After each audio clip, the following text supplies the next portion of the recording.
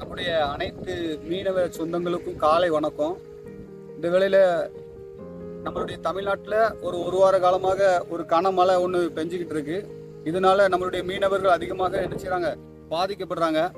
ஆனால் மற்ற மீடியாக்கள்லையும் சரி, மற்ற செய்தித்தாள்லையும் சரி, விவசாயிகள் அதிகமாக பாதிக்கப்படுறாங்க. உண்மைதான், விவசாயிகள் அதிகமாக பாதிக்கப்படுறாங்க. அந்த நியூஸ் மட்டும் ஏன் வெளியே வருது அப்படின்னு கேட்டிங்கன்னா, இருக்கக்கூடிய ஆளுங்கட்சியா இருக்கட்டும், எதிர்கட்சியா இருக்கட்டும், எல்லாருமே விவசாயிகளையே டார்கெட் பண்றாங்க. காரணம் என்ன அப்படின்னா, அவங்க விவசாயத்தை சார்ந்த அமைச்சர்களா, அரசியல்வாதிகளா இருக்காங்க.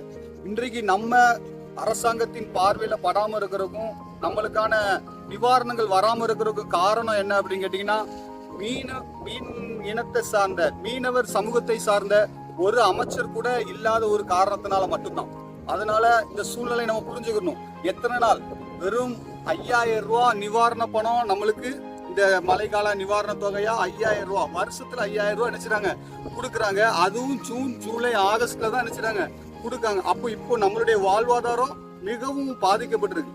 அதனால தயவு செஞ்சு மீன்வளத்துறை என்ன செய்யணும் அப்படின்னு கேட்டீங்கன்னா, இந்த நாட்கள்ல நமக்கான நிவாரண உதவி தொகையை உயர்த்தி அறிவிக்கணும். இந்த மழை காலங்கள்ல அதை நமக்கு கொடுக்கணும் அப்படி சொல்லி நம்ம அரசுக்கு நம்மளுடைய கோரிக்கையை முன்வைக்கிறோம். எத்தனையோ வீடியோக்களை நம்ம ஷேர் பண்றோம், எத்தனையோ சமூக வலைதளங்களை நம்ம பார்த்து நம்மளுடைய நேரத்தை வீணடிக்கிறோம்.